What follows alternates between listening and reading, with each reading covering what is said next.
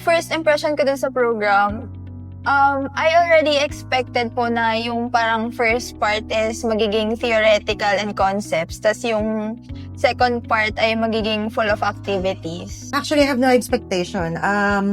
Nagulat ako and na-surprise sa ganda ng background. I mean, the whole room. Kasi it matters a lot eh. Yung curiosity mo of what's gonna happen, nandoon na siya. And then, nung eto na, yung nagaganap na yung lahat ng activities, it's fun. Sa akin po yung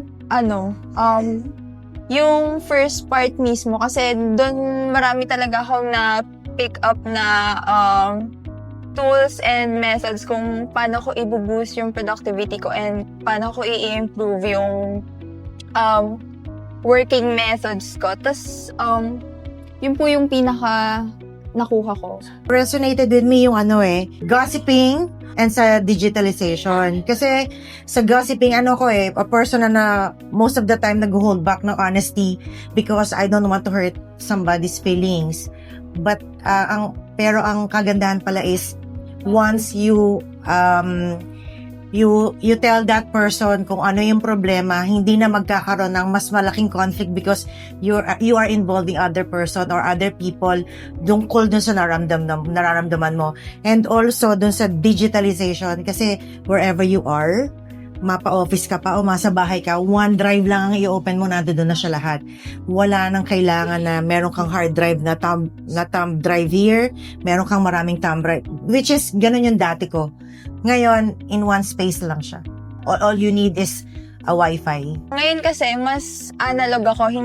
Mas gusto ko yung notebook, traditional na pen and paper. Siguro yung pinaka ma-apply ko dun is yung slowly mag-transition or mag-change into digitalization. Ayun po.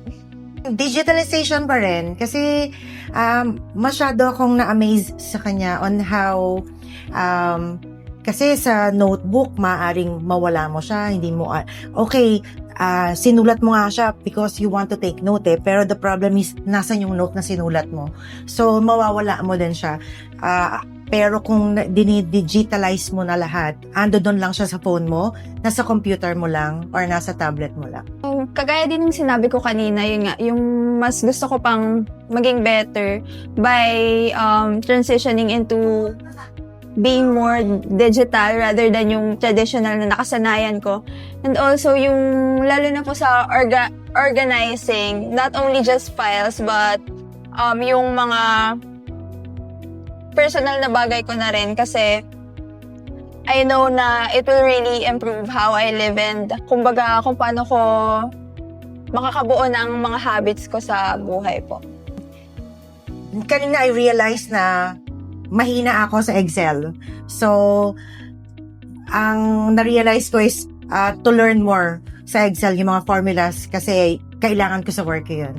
So, yun yung nagkaroon sa akin ng ng enlightenment na kailangan magaling ako dito. Ganun. Actually, kung ano yung nakuha ko from this program ay it had really exceeded kung ano yung in-expect ko. Kasi nga, kagaya rin ng sinabi ni Ma'am Minj kanina, hindi lang ako nagkaroon ng mga bagong concepts, pero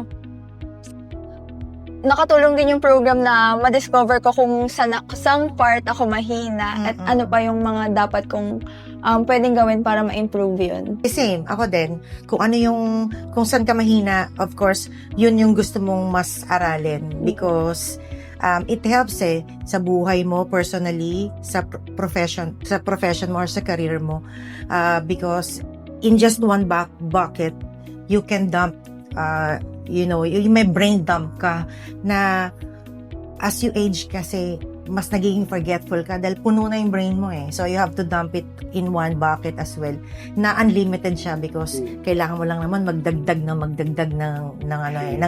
memory. Yeah.